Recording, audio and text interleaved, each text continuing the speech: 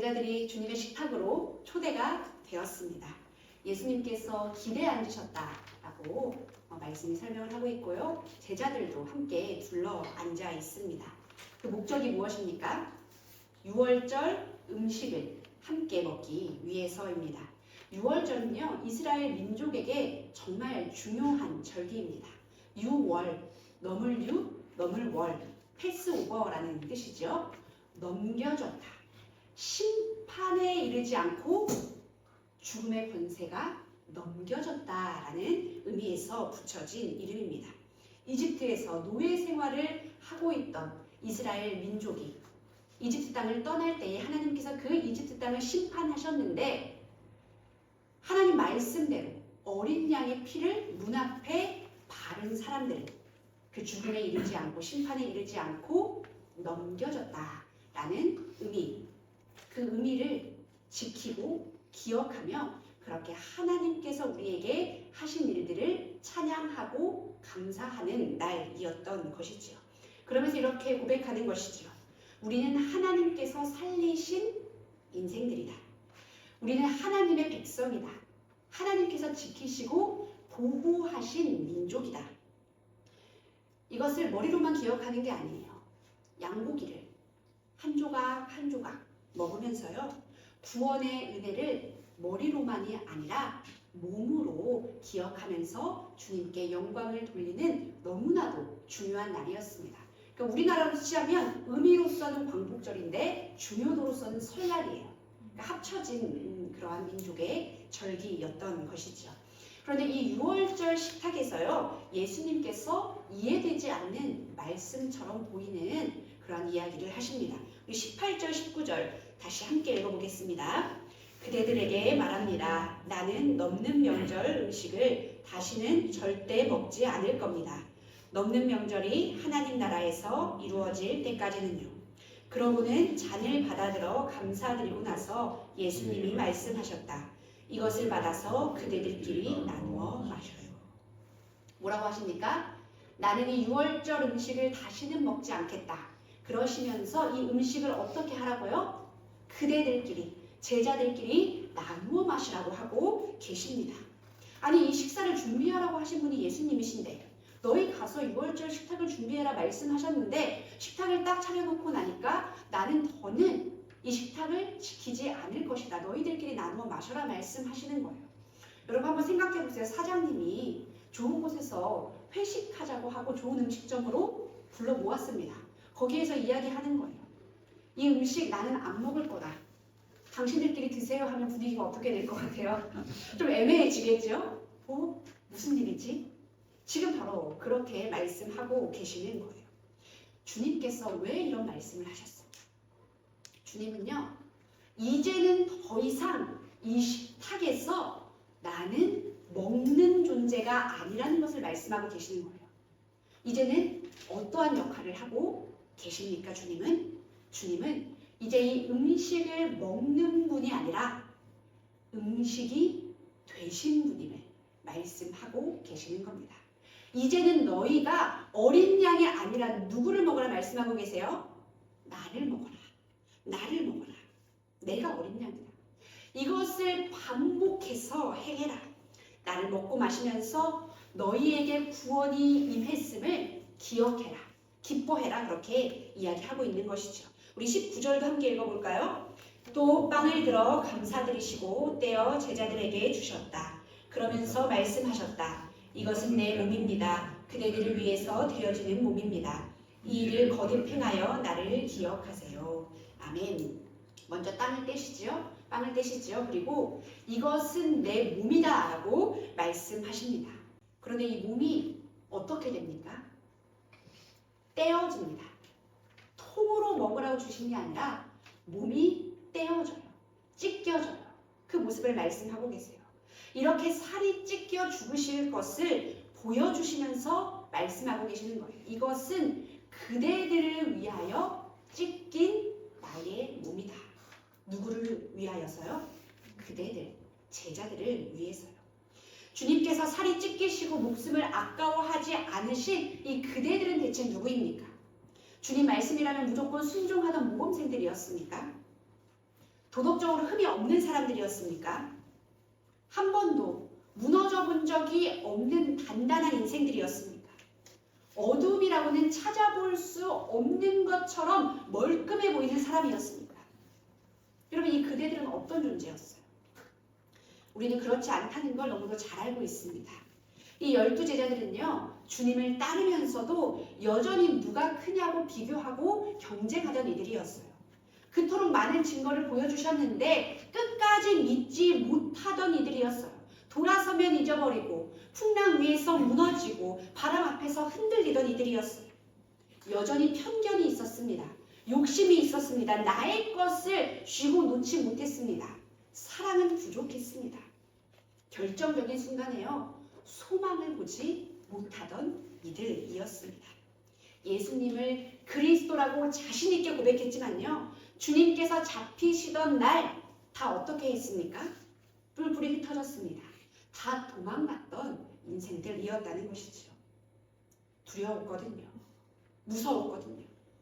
그리고요, 부활하실 것을 주님께서 분명 여러 번 말씀하셨습니다. 그런데 그 3일을 버티지 못했어요. 우리가 뭔가를 하려고 해도 작심삼일은 하잖아요. 그 3일을 버티지 못했다는 거예요. 못 기다리고 나는 이제 물고기 잡으러 갑니다.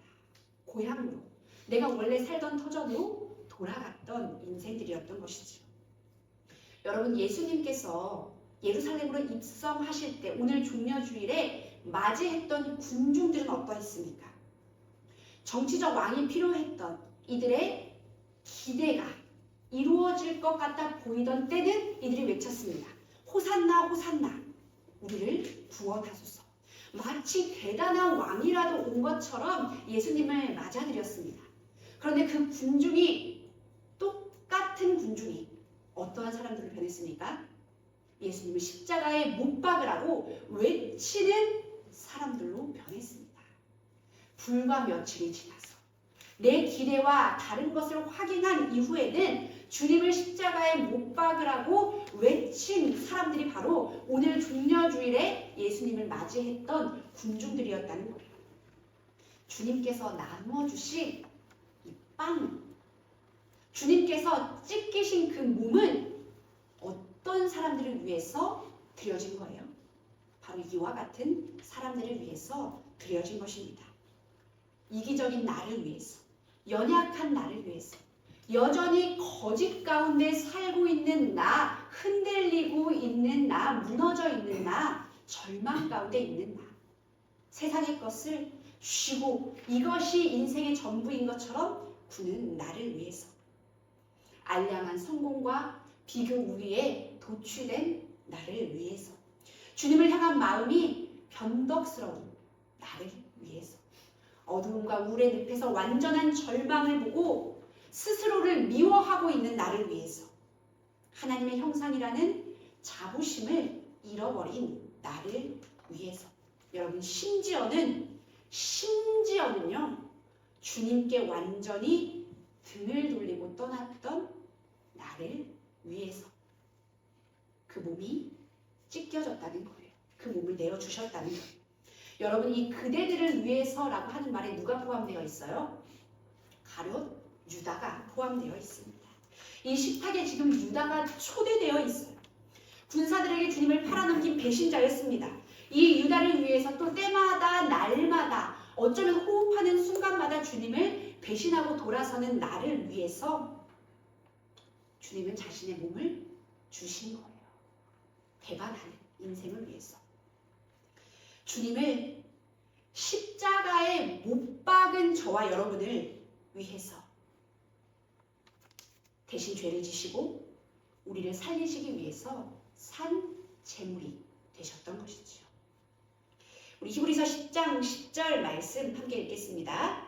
하나님의 뜻을 따라 우리가 거룩해졌습니다. 예수 그리스도께서 몸을 단 한 번 가져다 바치심으로 말입니다.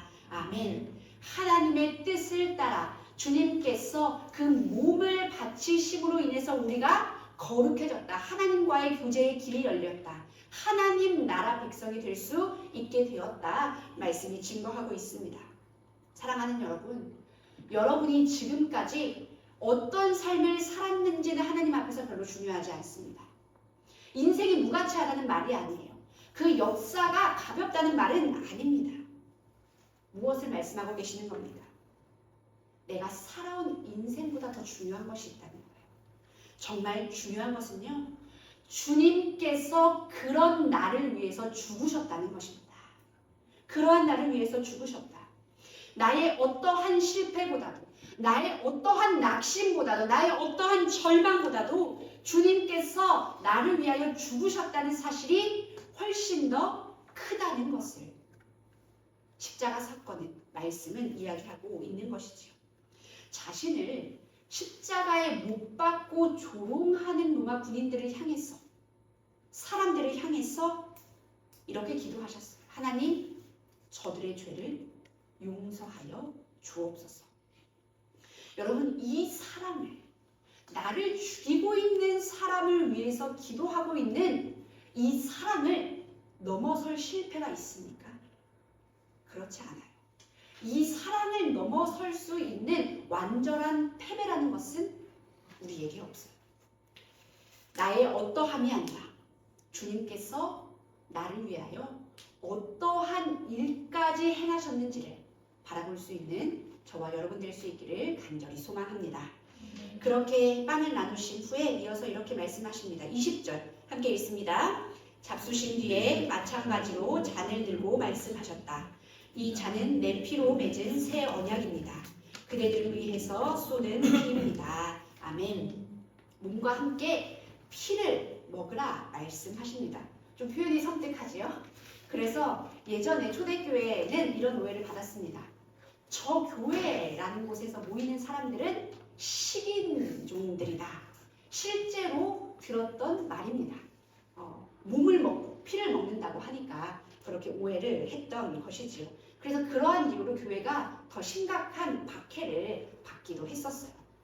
어쨌든 이 피라는 것으로 무엇을 맺으신다라고 말씀하고 계십니까? 새 언약을 맺으신다라고 말씀하고 있습니다. 새로운 약속을 주신다는 거예요. 인간은요, 하나님과의 옛 언약을 잘 지키지 못했습니다. 원래 언약이 무엇이었어요? 하나님만 사랑하겠다는 언약이었잖아요. 하나님께서 나의 하나님이 되시고 나는 그분의 백성이 되겠습니다 라고 하면서 율법을 체결했단 말이에요. 그것을 잘 지키면 너희는 내 소유가 될 것이다 라고 말씀하셨어요.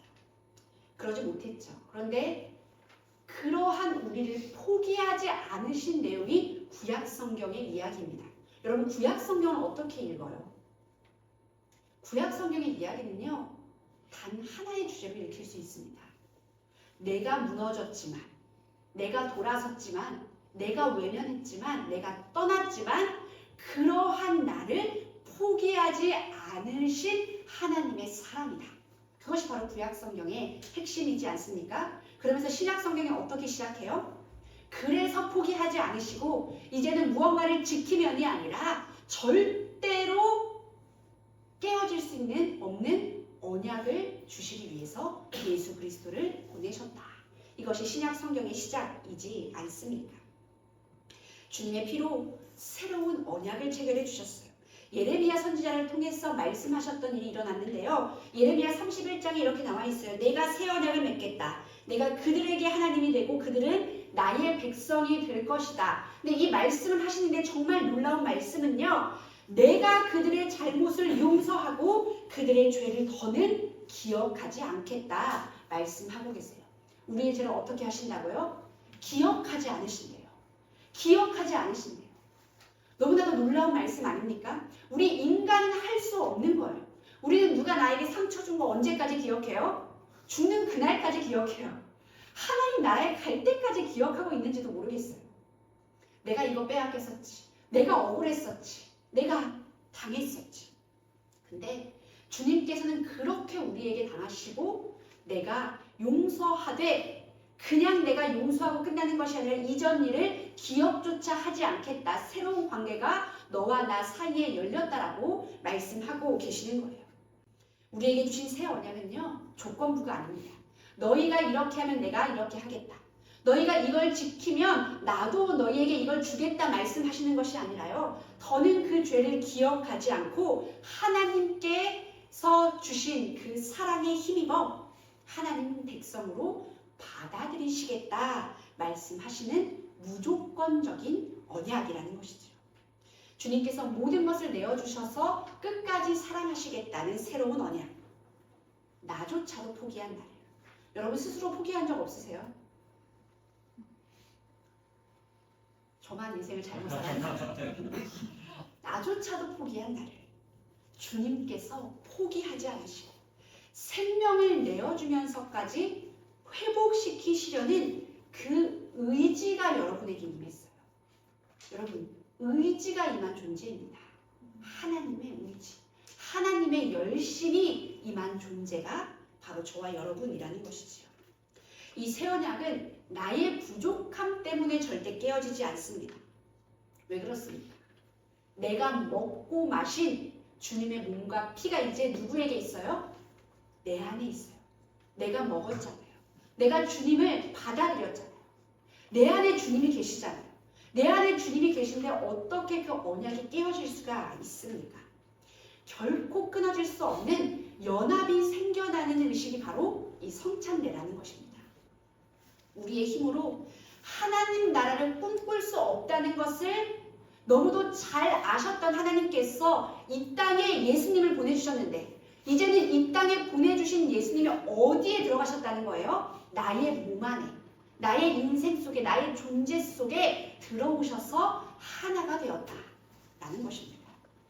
여러분, 우리는 이 놀라운 주님의 의지에 감사하면서 무엇을 하면 됩니까? 우리도 할 일은 있어요. 우리는 무엇을 하면 됩니까? 우리는 우리의 마음을 열고 주님을 맞아들이면 됩니다. 그것이 우리의 일입니다. 주님 어서 오십시오. 떡과 잔을 먹으면서 마시면서 내가 주님을 맞이합니다. 내가 변화되고 싶었는데 내 힘으로는 안 됩니다. 주님의 몸이 나를 채워주시고 주님의 보혈이 나를 덮어주시고 그래서 내가 주님을 받아들인 존재로 살아가고 싶습니다. 새롭게 하여 주옵소서. 내 안에 계신 주님께서 날마다 나를 붙들어 주옵소서. 그렇게 맞아들이는 것. 그것이 우리가 주님 앞에 반응하는 모습인 것이죠. 정말 놀라운 것은요. 이 몸과 피를 마시는 자리에 초대된 이들을 성경에서 뭐라고 이야기하고 있는 줄 아십니까? 한번 오늘 말씀의 첫 번째 부분을 보세요. 14절. 14절에 보면 제자들이라고 표현하고 있지 않습니다. 제자는 단순히 따르는 자죠. 뭐라고 표현하고 있어요? 사도라고 표현을 하고 있습니다. 사도라는 말은요. 보내심을 받은 자, 파송된 자라는 뜻입니다. 초대교회에서 교회를 세워가던 이들을 가리켜 사도라고 불렀습니다. 주님께서는 어떠한 존재들을 통해서 어떠한 일을 하셨습니까? 여전히 형편없어 보이는 사람들을 통해서 그들을 파송된 자로 보내셔서 교회를 세우시고 하나님 나라의 일을 이루어 가셨던 것이죠. 나의 모습으로 인해서가 아니라요. 주님의 몸과 피를 먹고 마시며 이제는 내가 주님과 하나 된 인생이기 때문에 주님 나라 위에서 파송되며 그렇게 하나님께 영광되는 존재로 살아갈 수 있는 가능성이 열린 것입니다. 주님과 하나 된 자는요. 이제는 주님과 하나 되었기 때문에 나아갈 수 있는 거예요. 내가 누군가에게 주님을 전할 수 있는 것, 그리스도인이라는 것을 자랑스러워할 수 있는 것, 때로는 억울해도 버거워도 참아낼 수 있는 것, 절망 속에서도 단단히 서서 다시 인생을 세워갈 수 있는 것, 이해되지 않는 상황을 받아들이고 껄끄러운 사람을 품어내면서 이 순간을 믿음으로 견디어내는 것, 사막 한가운데서도 풍랑이 있는 바다 위에서도 전진할 수 있는 것, 사랑을 나누어주고 베풀고 말씀 앞에 순종할 수 있는 것, 내가 화려한 인생을 쫓는 게 아니라 정결하고 겸손한 인생을 갈망할 수 있는 것, 고난 중에서도 감사할 수 있는 것. 그렇게 서로 연결된 교회가 되어서 하나님 나라를 꿈꿀 수 있는 것은 나를 위하여 찢기신 그리스도의 몸과 피가 우리 안에 있기 때문인 줄로 믿습니다.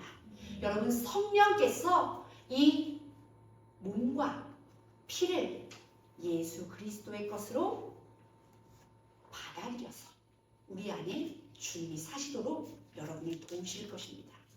특별히요, 주님과 한 몸이 된 인생은요, 하나님의 시간을 신뢰할 수 있게 됩니다. 하나님의 시간. 14절에 시간이 되자라고 기록되어 있습니다. 시간이 되자. 때가 되었다는 거예요. 예수님께서는요, 죽음을 향해 가고 있는 이 시간을 기꺼이 받아들이셨습니다. 겸손히 맞이하셨습니다. 우리가 인생을 살다 보면 맞이하게 되는 시간의 계절들이 있습니다. 죽음의 시간이 있고 생명의 시간이 있습니다. 어둠의 시간이 있고 빛의 시간이 있습니다. 혼돈의 시간이 있고 질서의 시간이 있습니다. 내가 머뭇거리는 시간이 있고 나아가는 시간이 있어요. 우리는 낮과 밤의 시간을 살기도 하고 명과 암의 시간을 지나기도 합니다.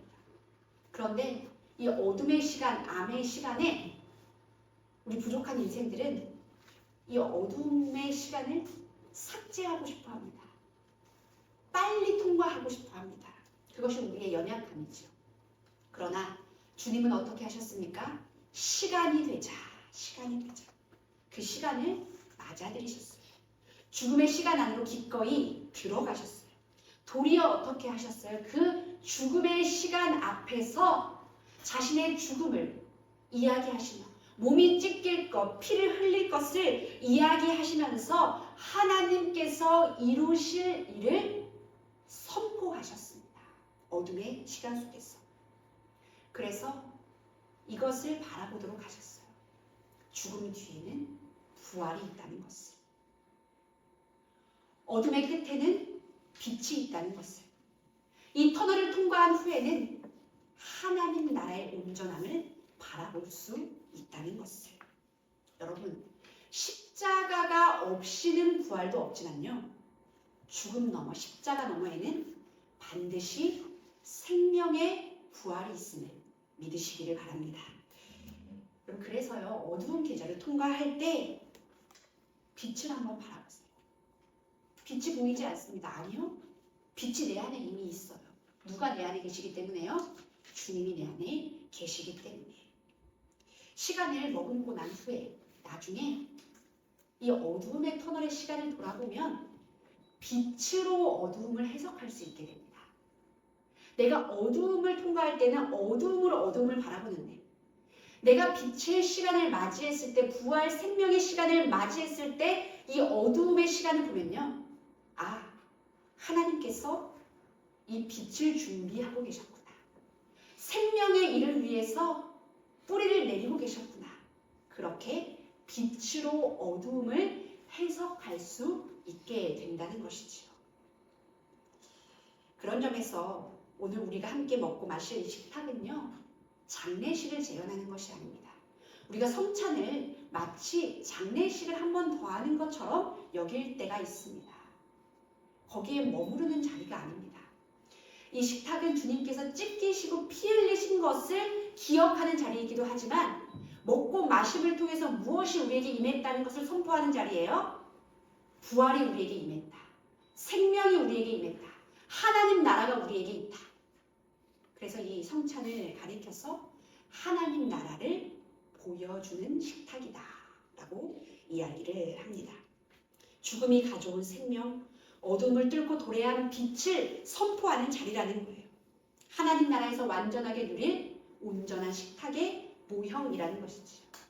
사랑하는 여러분, 온전한 생명의 하나님 나라, 온전한 빛의 하나님 나라를 미리 맛보는 자리임을 기억하면서 이 떡과 잔에 참여할 수 있기를 주님의 이름으로 축복합니다.